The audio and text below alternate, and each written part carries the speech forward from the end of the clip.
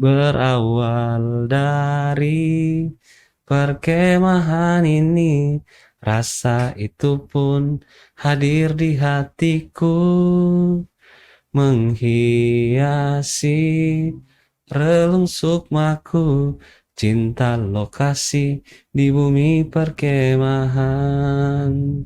Ketika keamanan di lingkungan kita terjaga, maka semua sisi kehidupan ekonomi, sosial, politik, hukum pasti akan dengan sendirinya menjadi terkendali dan kondusif juga. Beda dengan tempat kalau banyak kejahatan, ya, pasti semua sendi-sendi kehidupan akan terasa juga pengaruhnya. Iya. Jadi tetap jaga lingkungan kita masing-masing, karena ketika kita tidak bisa merubah suatu lingkungan masyarakat yang ada, cobalah kita mulai dari diri sendiri. Assalamualaikum warahmatullahi wabarakatuh. Halo Pak Waalaikumsalam. Ahmad Adam ya? Adam Ahmad. Adam Ahmad, Pak Bribka Adam Ahmad. Pak Adam ini eh, gimana kabar Pak? Alhamdulillah baik Bu, sehat Iya, walafiat. ya, Babin Babin Kamtipmas Polsek di Mananggu. Polsek Mananggu. Polres Sudah berapa Subalema. lama di sana Pak? Dari penempatan itu 2008 di sana Bu. Oh, 2008 sampai sekarang Iya, tetap masih di Polsek di Mananggu Polsek Mananggu. Tapi Babin Kamtipmasnya dari 2016. 2016. Iya. Betah ya? Asalnya dari mana? Saya asli Asli. dari Kecamatan Botupingge.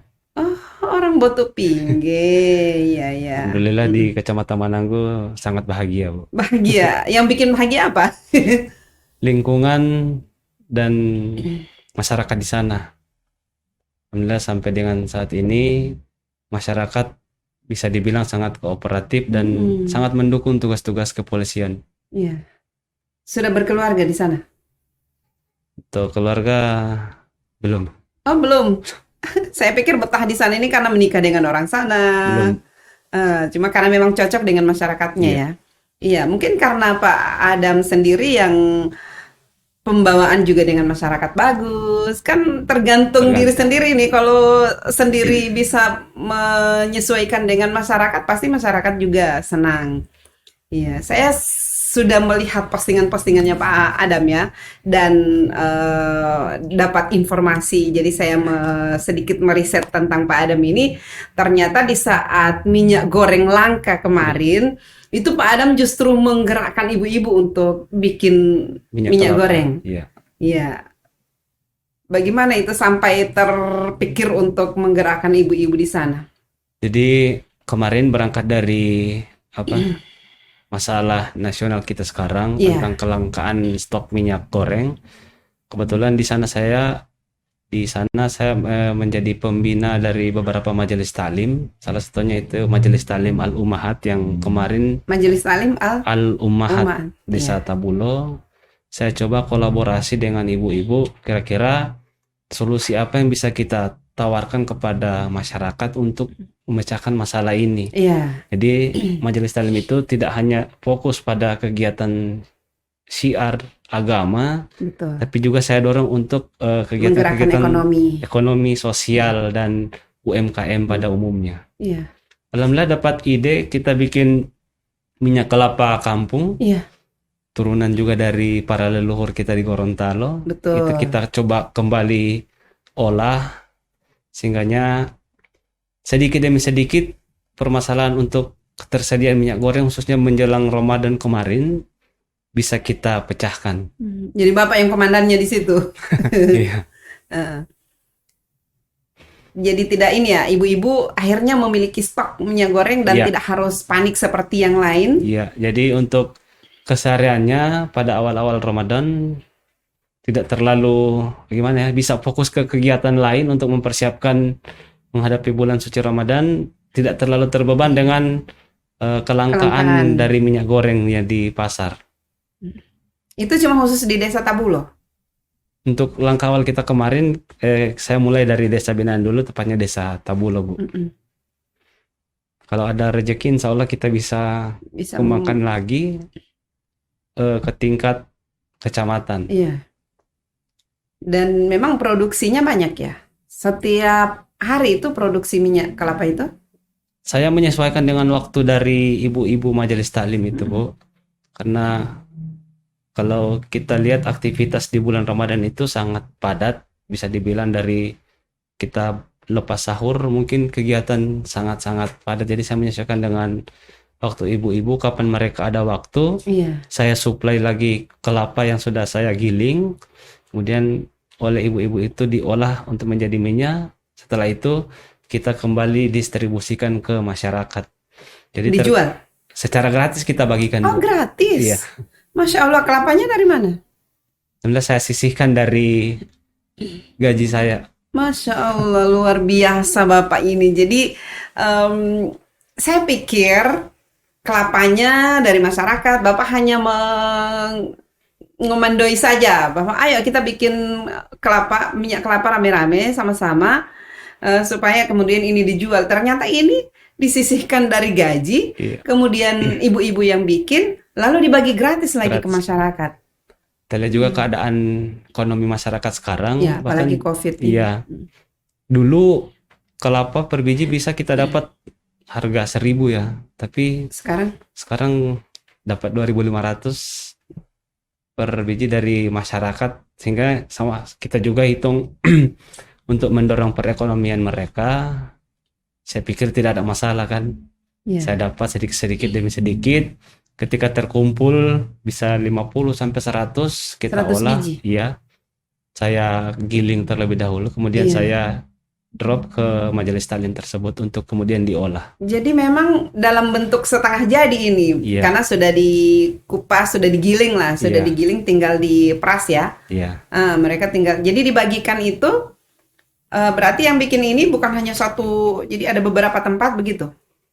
Dari proses pengolahan kita terpusat di sekretariat majelis taklim tersebut di Mm-mm. Al-Ummahat untuk penggilingan itu sendiri.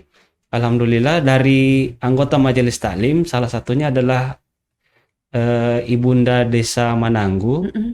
Jadi beliau berinisiatif untuk penggilingan bisa menggunakan gilingan kelapa yang ada di desa. Di desa. Oh, Iya, jadi memang ada gilingannya Ada. desa dan itu tidak bayar.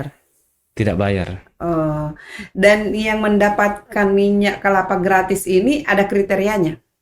Orang-orang yang tidak mampu misalnya Orang yang tidak mampu secara secara ekonomi. Iya.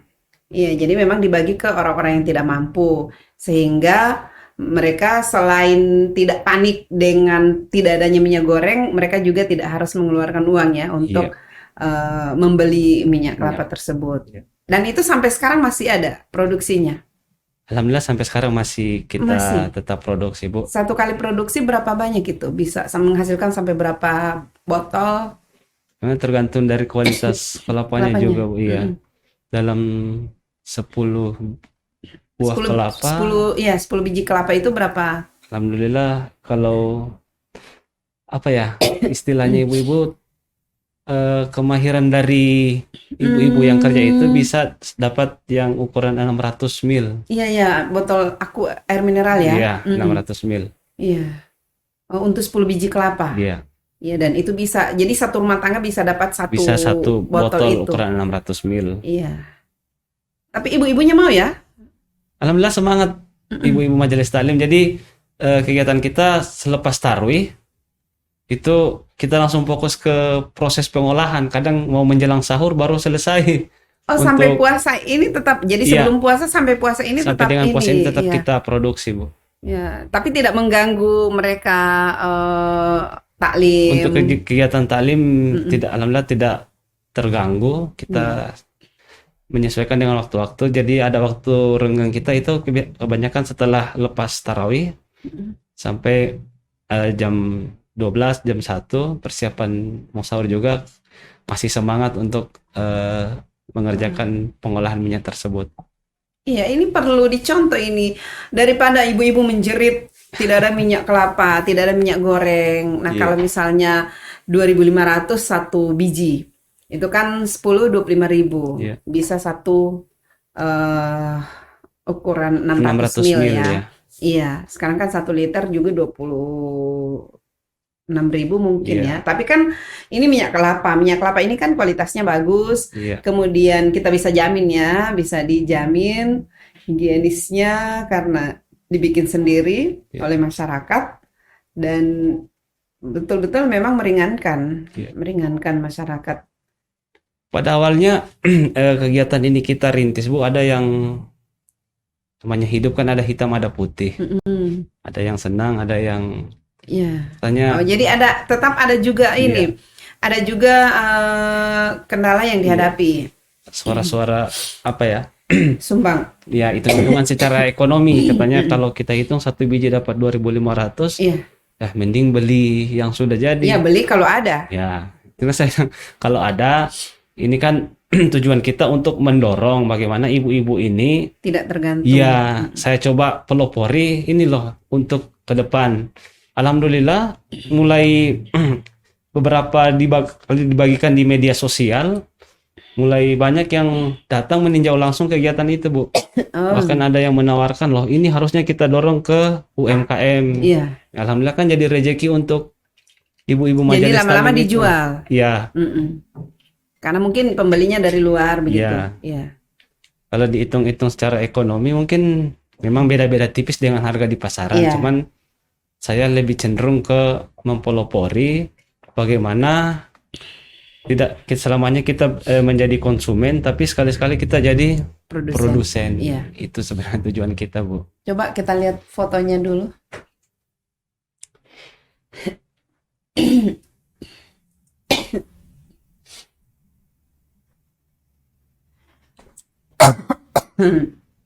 Bilang pate habis yang kas keluar ini batuk-batuk. Iya, ini proses ya sudah selesai dimasak ini. Ya, ini awal-awal menjelang Ramadan. Nanti setelah Ramadan kita laksanakan setelah pelaksanaan sholat tarawih. Oh. Tapi mau juga ya ibu-ibunya begadang. Alhamdulillah. Mm-mm. Oh, ini banyak juga. Ini ada beberapa botol ini yang Ukuran 600 ml. diisi. Iya. Iya. Oke, masih ada lagi. Nah, oh jadi bikinnya di tempat itu ya Di sekretariat Majelis Taklim Majelis itu. Taklim. Iya.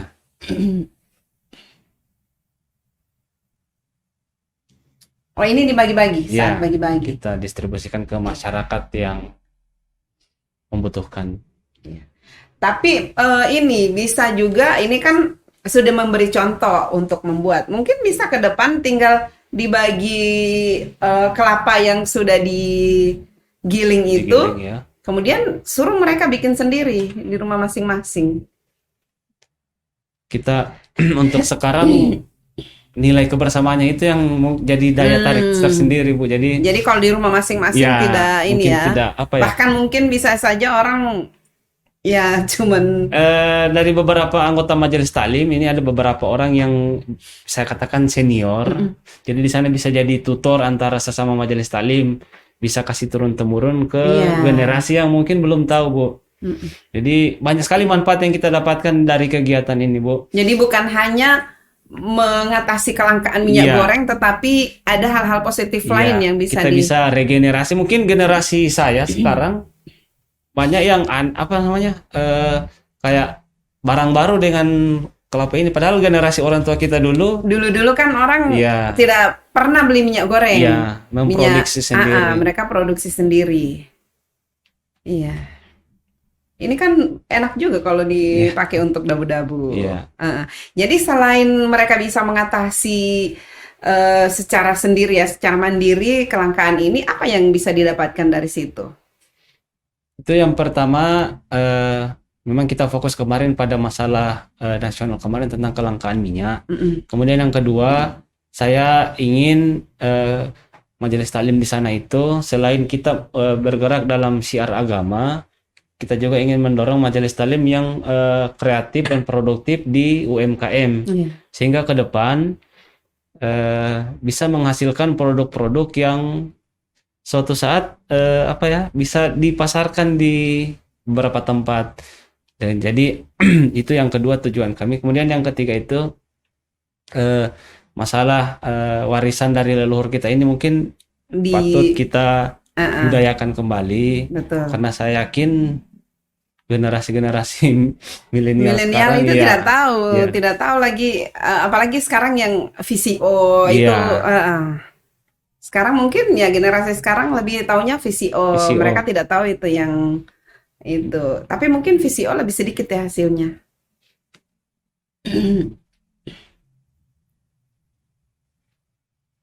Iya, jadi memang dan akhirnya bisa terpecahkan, Iya, ada solusi iya. masyarakat yang itu. Jadi alhamdulillah sekarang kalau dulu mungkin kita survei dari ibu-ibu, kekhawatiran nomor satu itu mungkin masalah kelangkaan minyak kelapa ya. Betul. Kalau sekarang di desa saya mungkin untuk nomor kesekian. Jadi Karena kita tidak sudah lagi dapat, dianggap. iya, Jadi minyak kelapa ini, kelangkaan minyak goreng ini tidak lagi dianggap sebagai masalah di iya, sana karena sudah ada sudah solusinya. ada solusi Iya, untuk kebutuhan sehari-hari mereka bisa teratasi dengan kegiatan yang kita laksanakan di desa iya. tersebut. Bagaimana dengan tanggapan Kapolres? Apakah ini minimal begini atau Kapolsek? Iya. Minimal ini ditularkan ke yang lain. Alhamdulillah respon dari pimpinan, dari Bapak Kapolsek, Bapak Kapolres, dan khususnya Bapak Dirbinmas Polda Gorontalo Iya, sangat mengapresiasi kegiatan saya tersebut, karena inilah mungkin tujuan dari hadirnya polisi di di masyarakat. masyarakat. Kehadiran kita benar-benar dirasakan oleh masyarakat sebagai problem solver setiap permasalahan. Paling tidak kita bisa memecahkan apa saja yang menjadi kegalauan masyarakat setempat. Jadi bisa kita carikan solusi, bahkan bukan hanya sekedar mencari solusi, tapi juga bisa mempelopori secara langsung. Iya. Jadi apresiasi dari pimpinan kami sangat luar biasa, dan berharap semoga kegiatan ini bisa berkesinambungan terus di desa binaan saya. Sebelum kelangkaan minyak goreng, apa yang sering dilakukan dengan masyarakat? Jadi selama saya tugas di sana, saya bergerak di beberapa kegiatan sosial dan juga kegiatan Seni ya? seni, keagamaan, dan juga kepramukaan juga dengan anak-anak di tingkat SD, SMP, dan SMA. Jadi komandan ini serba bisa ya? Seni bisa, ya. Ada lagu pramuka ya yang diciptakan. Ya, ada. Lagu pramuka. Jadi seni bisa, pramuka, kemudian agama, bisa ngaji ya, mengajarkan anak-anak di sana TPQ. Literasi. Literasi ini ya, Al-Quran. Al-Quran. Iya. Tapi dulu waktu sekolah itu bagaimana? Memang fokus di mana sebenarnya ketika sekolah dulu? Dulu saya SMP, SD saya di tanah kelahiran di Kecamatan Botopingge. Kemudian SMP saya masuk di MTS Al-Huda Kota Gorontalo. Jadi dari sanalah ilmu-ilmu agama ada modal. Iya, bekal-bekal yang akhirnya hari ini bisa saya salurkan kembali ke adik-adik, ke anak-anak yang ada di desa binaan. SMA juga saya lanjut di Madrasah Alia Negeri Model. Model sini ya. Jadi ada basic agama, mungkin terpaan dari pesantren dulu, Bu. Iya. Kenapa mau jadi polisi? Untuk mengabdi, Bu. Ada kan Kapolsek Tapa dulu ya. Sekarang di mana beliau? Ustadz Akmal masih di Ustadz Akmal itu Tapa. Polisi yang juga dai. Tapi tidak mau jadi dai. Mungkin beda. Beda. Jadi memang lebih ke mengajarkan anak-anak di TPQ, kemudian di mana majelis taklim itu yang dilakukan. Apa sebenarnya kepuasan yang dirasakan ketika bersama-sama dengan masyarakat? Jadi atau apa hal yang dirasakan ketika sama-sama dengan masyarakat bisa mentransfer ilmu ke anak-anak? Jadi tentunya yang menjadi nilai tersendiri untuk kita itu adalah terbentuknya kepercayaan masyarakat itu yang pertama untuk Polri, trust building kita di Iya. tengah-tengah masyarakat itu yang Jadi pertama. polisi tidak lagi sosok yang menakutkan Iya. bagi masyarakat. Ini polisi hadir dengan paradigma baru sebagai sahabat masyarakat. Kemudian yang kedua tentunya menjadi harapan saya juga bagaimana caranya saya bisa menyiapkan generasi pemenang di era persaingan saat ini. Iya. Karena saya yakin dan percaya percuma kita terus fokus pada pembangunan infrastruktur namun mengenyampingkan pembangunan SDM dari anak-anak yang ada sekarang. Betul. Karena saya yakin dan percaya anak-anak hari ini adalah pemimpin yang akan datang. Masya Allah. Jadi itu yang harus kita fokus untuk persiapkan. Apalagi dengan gadget sekarang ya, Ya. anak-anak sudah mulai. Bergeser kayaknya Iya. mulai. Jadi kan tidak harus anak-anak itu tidak harus ke pesantren, tidak Iya. harus, tapi ada memang di desa ada yang bisa membina mereka untuk bisa minimal mereka tidak buta huruf Al-Quran. Iya. Iya.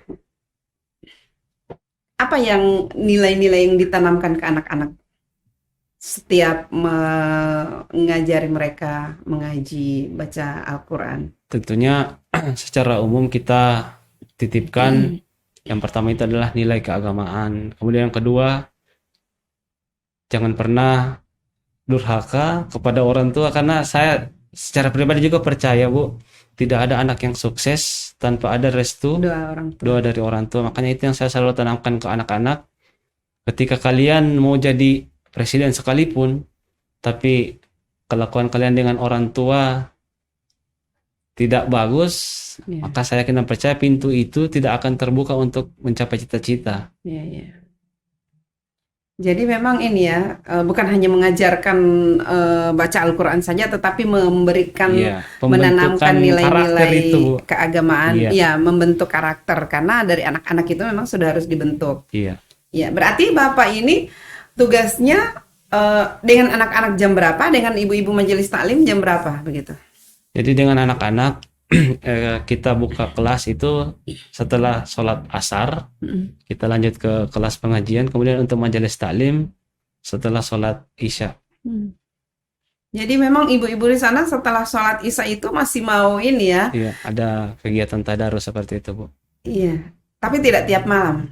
Ada jadwalnya kita. Oh, ada jadwal. Anak-anak juga begitu. Iya. Ada jadwalnya. Satu TPQ itu berapa orang? Alhamdulillah sudah 100-an, Bu. Masya Allah, banyak juga, 100-an orang. Itu satu desa itu? Satu desa. Desa Tabulo? Desa Tabulo. Iya, jadi memang berarti kan anak-anak senang dengan cara mengajarnya mungkin. Kayak gimana ya? Bagi mereka dulu sosok polisi itu adalah sosok yang menakutkan ya. Tapi ketika saya hadir di sana, oh ternyata ini loh dunia lain dari sisi lain dari. Karena memang itu misi polisi. dari Polri ya, Iya. bahwa polisi itu tidak harus ditakuti, tetapi polisi hadir di tengah masyarakat sebagai solusi. Pelindung, pengayom. Iya, sebagai pelindung, pengayom, dan memberikan solusi terhadap permasalahan yang ada di. Makanya itu dibagi-bagi ya. Kalau dulu kayaknya tidak ada begitu ya, dibagi-bagi ke desa-desa. Atau memang sudah ada? Sebenarnya sudah ada, Bu, konsep pemolisian masyarakat itu sebenarnya sudah lama diterapkan. Cuman pada tahun 2015 itu dikeluarkan Perkap nomor 3 oleh Bapak Kapolri waktu itu Jenderal Tito Karnavian. Jadi inilah kitab sucinya para babin. Ini perkapnya, ini pegangannya para babin Kamtipmas. Ini di Perkap nomor 3 2015 itu, ini loh pionir kita nanti di Polri, para babin Kamtipmas yang hadir di tengah-tengah desa. Tapi pada prinsipnya konsep pemolisian masyarakat itu sebenarnya dari dulu sudah ada diterapkan di kepolisian. Ya, tapi begini, misalnya, apakah ada setiap tahun apresiasi yang diberikan oleh pimpinan terhadap Babin Kamtipmas yang ada di seluruh Indonesia? Untuk apresiasi sendiri, dari 2019, alhamdulillah saya peroleh penghargaan dari Kapolri, Pak Tito Karnavian waktu itu.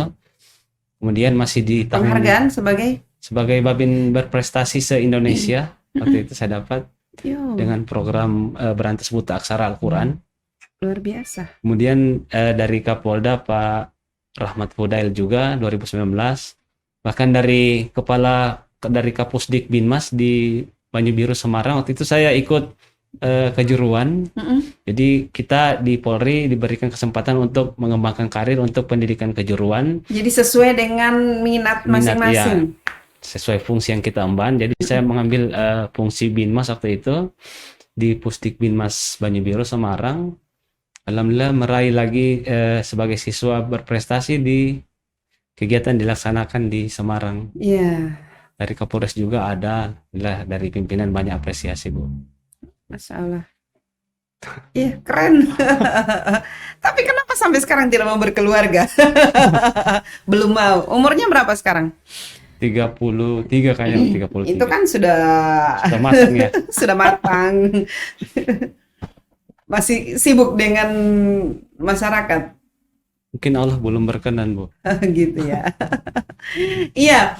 Kemudian bakat menyanyinya ini dari mana ini? Ini saya lihat juga Bapak ini aktif di medsos ya. Ada itu siapa yang anak kecil itu yang Ya. sering menemani di kantor, sering di mobil. Itu anak tetangga Polsek, Bu. Jadi rumahnya di sebelah Polsek.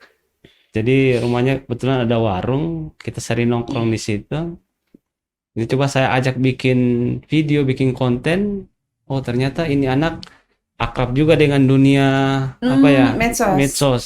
Jadi jangan sampai dia salah jalan. Iya. Sini coba saya kenalkan cara Betul. yang positif-positif. Ada TikTok juga. Ada. Oh, Bapak ada TikTok juga. Ada. Saya tidak sempat ini. Jadi biar dia tidak salah jalan, coba kita rangkul, kita perkenalkan yang positif-positifnya. Dan Alhamdulillah dia senang. senang. Jadi banyak konten-konten sekarang yang jadi. Iya. Apa saya nonton itu lagi dibilang di oto. Ya, waktu itu kita mau promo channel YouTube. Iya. Maksud saya kan saksikan kita di channel YouTube ini. Mas, saksikan Iya, kami saksikan kami hanya di hanya di oto. oto. Terus saya tanya, kenapa jadi adegan begitu? Katanya kan tadi Pak Adam bilang saksikan kami, berarti lihat kami, hanya berarti cuma di oto. Oh. Ini beda-beda tipis dengan Mantri Oro Mantri ini. Oro. Tapi memang ini ya menggunakan medsos itu jadi sekaligus mungkin memberikan pencerahan juga kepada Iya, masyarakat. Karena kalau cuman secara tatap muka itu mungkin terbatas. Tapi Iya. kalau dengan Di lewat medsos, iya. iya. Menuju 4.0 ya. Iya, keren. Bahkan di medsos mungkin sudah tidak dikatakan dunia maya lagi, Bu, karena sama kejahatan di sana juga. Iya. Memang harus butuh Polri di sana. Iya, untuk jadi mengawasi. begini, dengan adanya kegiatan-kegiatan ini, Iya. bagaimana dengan tingkat kejahatan yang ada di sana, kenakalan remaja misalnya? Saya pikir itu tadi saya bilang ada hitam, ada putih. Tidak selamanya di satu tempat pasti zero tingkat kriminalnya, pasti Iya. ada, Bu. Itu yang pertama yang tadi Ibu bilang, kenakalan remaja. Ya, namanya remaja-remaja yang masih pencarian jati diri ya.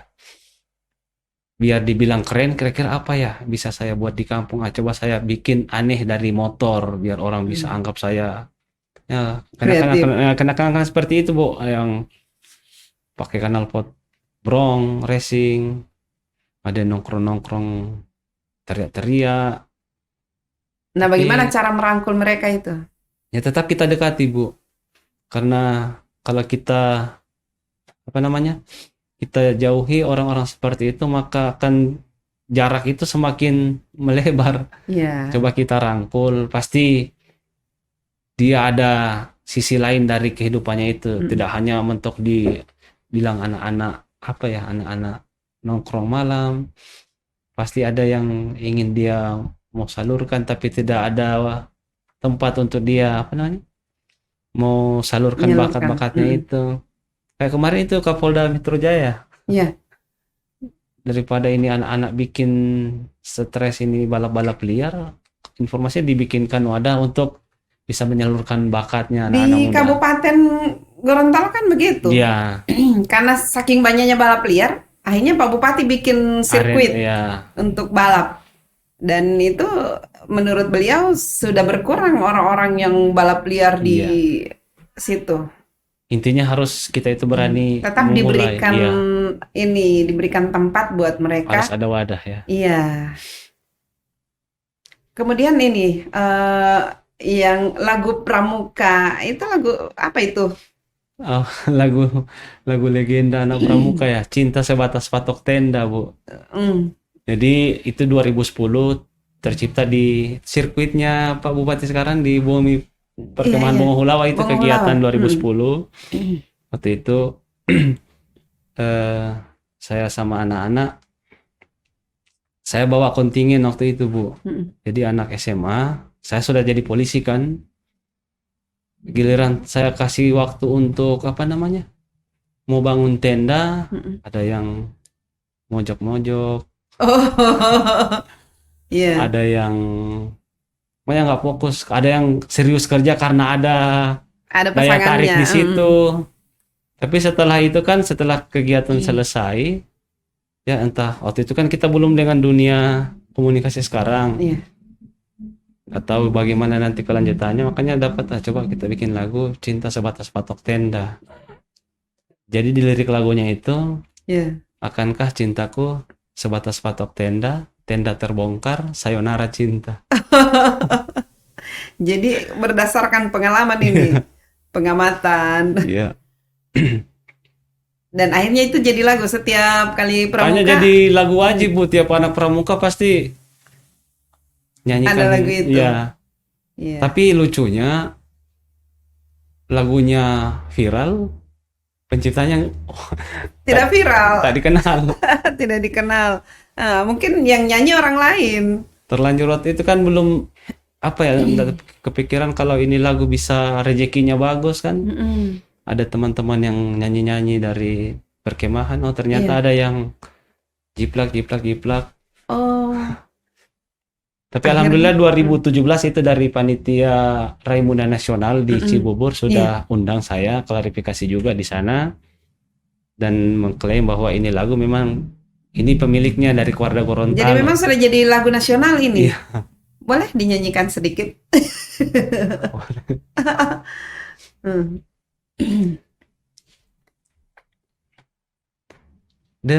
Dengarkanlah suara hati ini, suara hati yang ingin ku dendangkan, yang tak mampu untuk ku sampaikan, kan ku ungkapkan lewat laguku. Berawal dari perkemahan ini, rasa itu pun hadir di hatiku, menghiasi relung sukmaku, cinta lokasi di bumi perkemahan. Akankah cintaku sebatas patok tenda, tenda terbongkar, sayonara cinta. Akankah cintaku sebatas patok tenda, tenda terbongkar, sayonara cinta. Jadi cinlok ini ya. Cinta lokasi. Iya. Tapi sudah dipatenkan itu Ya, penciptanya Pak Adam. ya, sudah diundang atau di Raimuna Nasional, Mm-mm. kita klarifikasi.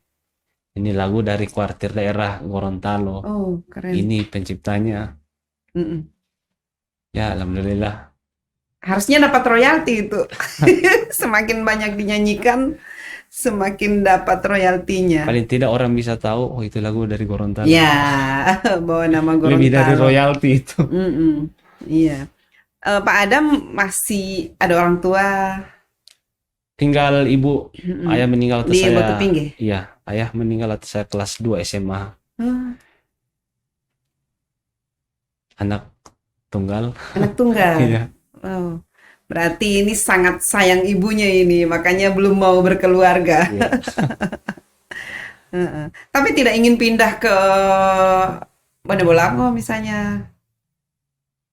Sebenarnya ingin, Bu, tapi sama saja mau di Ibunya di sana, sana. di Iya, Manado. saya ajak ke sana. Oh, jadi ibunya sudah diajak ke sana Iya. sama-sama. Iya, itu luar biasa. Sekarang selain minyak goreng, apalagi aktivitasnya? Untuk saat ini kita lagi fokus juga pada program pemerintah untuk vaksinasi. Iya, Itu yang menjadi target kita. sudah berapa persen di sana? Untuk persentase kecamatan itu sudah menginjak 84% Kecamatan Manado. Rata-rata. Alhamdulillah ya, dukungan dari pemerintah kecamatan, pemerintah desa, dari Iya. masyarakat sangat-sangat luar biasa, Bu. Itulah kami sadar pemerintah, bahkan kita sekalipun polisi, tidak akan bisa mencapai sebuah kesuksesan dari suatu program tanpa ada dukungan dari masyarakat. Makanya ini yang kita ingin bangun, kemitraan antara polisi dan masyarakat. Sempat ini juga ya, ikut lomba MTQ, tidak pernah. Belum pernah. Cuman memang sering mengajari anak-anak ya, Iya. untuk mengaji. Iya, ini memang harusnya ya semua Babin Kamtipmas itu seperti punya skill yang banyak, punya ada macam-macam yang bisa diajarkan ke masyarakat, kemudian bisa berbaur dengan masyarakat. Jadi sebenarnya untuk masing-masing anggota Polri saya yakin punya kelebihan masing-masing, Yang Bu. berbeda. Iya. Tinggal dari kita saja bagaimana cara kita mengasah skill kita tersebut, karena di pendidikan dulu kita materi pertama kita itu diajarkan adalah interpersonal skill. Jadi Jadi sebelum turun iya, ke desa itu begitu kayak ada pendidikannya dulu. ada interpersonal skill. Jadi tiap anggota Polri paling tidak kamu kenal apa kelebihan dari dirimu. Ketika kamu tahu itu kelebihanmu, maka asah itu, permantap itu, dengan tidak mengenyampingkan tugas pokok sebagai pelindung, pengayom, dan pelayan masyarakat. Ya. Ketika ada masalah di sana di masyarakat, pastikan yang didatangi lebih dulu Bapak ya. Iya. Jadi yang masyarakat mungkin di beberapa tempat juga seperti itu. Ketika ada masalah, pasti mereka cari siapa yang cepat kita hubungi, cepat kita adukan masalah ini. Jadi di sana, Bu, makanya itu dari program dari Babin Kamtipmas ini sebenarnya meringankan masyarakat untuk memberikan informasi kepada pihak kepolisian manakala terjadi tindak kejahatan di masing-masing desa. Tidak perlu lagi harus ke kantor polisi, tapi di tengah-tengah kita itu ada anggota Polri yang ditugaskan oleh pimpinan kita hadir bersama-sama kita di desa. Jadi polisi memang pilihannya? Pilihan. Atau karena permintaan orang tua? Dulu saya waktu SMA, Bu, jadi kontingen Polda Gorontalo pada lomba Pertikara Nasional di Cibubur. Oh, berarti dari SMA ini memang suka pramuka? Dari SMP? Iya. Waktu itu saya jadi kontingen Pertikara Nasional mewakili Polda Gorontalo. Jadi di sana di Jakarta saya ikut lomba cerdas tangkas kepramukaan. Dari 32 Polda saya finish di urutan kedua. Dari dulu memang sudah berprestasi ya. Jadi mungkin itu apresiasi dari Polda. Kalau lulus coba kamu daftar polisi, mana tahu rezeki. Iya. Waktu itu almarhum Herbudiansah, Pak Irwasda waktu itu, beliau yang berpesan kepada kami, nanti kalau adik-adik lulus, coba-coba daftar polisi. Mana tahu rezeki kalian. Iya, iya. Dan ternyata rezeki. Apa yang ingin disampaikan untuk masyarakat Mananggu maupun teman-teman polisi? Yang pertama untuk masyarakat, sekali lagi kami sampaikan tetap jaga keamanan, ketertiban di lingkungan kita, karena saya yakin dan percaya ketika keamanan di lingkungan kita terjaga, maka semua sisi kehidupan ekonomi, sosial, politik, hukum pasti akan dengan sendirinya menjadi terkendali dan kondusif juga. Beda dengan tempat kalau banyak kejahatan, ya, pasti semua sendi-sendi kehidupan akan terasa juga pengaruhnya. Terganggu. Iya. Jadi tetap jaga lingkungan kita masing-masing, karena ketika kita tidak bisa merubah suatu lingkungan masyarakat yang ada, cobalah kita mulai dari diri sendiri. Ketika kita belum bisa berbuat baik, paling tidak kita jangan berbuat jahat. Iya. Biar seimbang. Minimal diam lah. Iya. Mm-mm.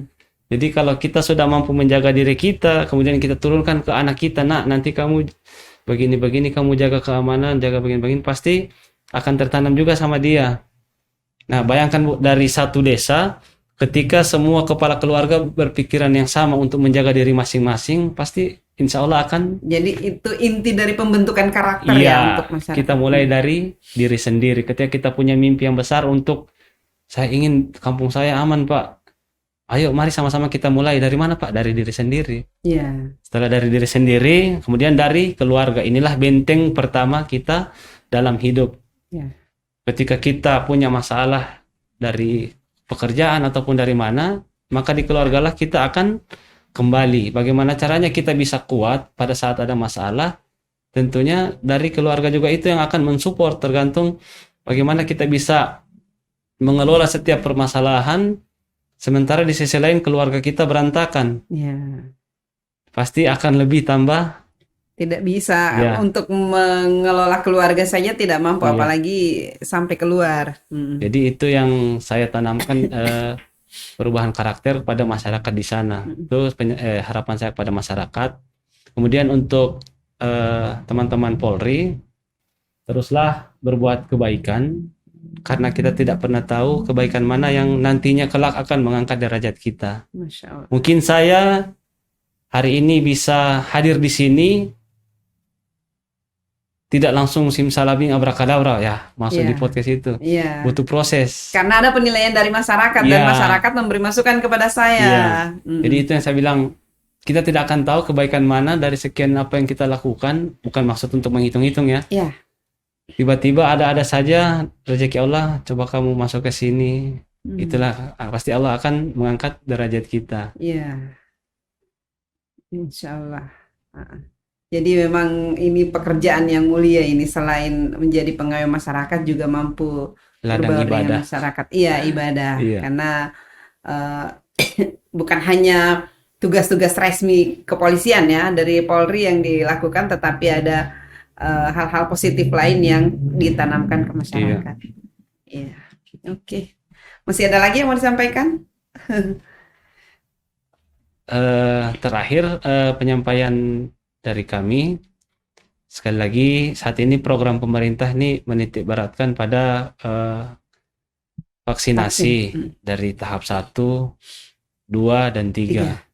Jadi semoga masyarakat di Provinsi Gorontalo akan sama-sama membantu pemerintah dalam mensukseskan program ini, karena sehebat apapun pemerintah dalam mensosialisasikan semua program yang ada, tanpa dukungan masyarakat pasti hasilnya jadi zero lagi. Iya, saya lihat memang Polri ini sangat aktif ya untuk kegiatan vaksin ini di mana-mana.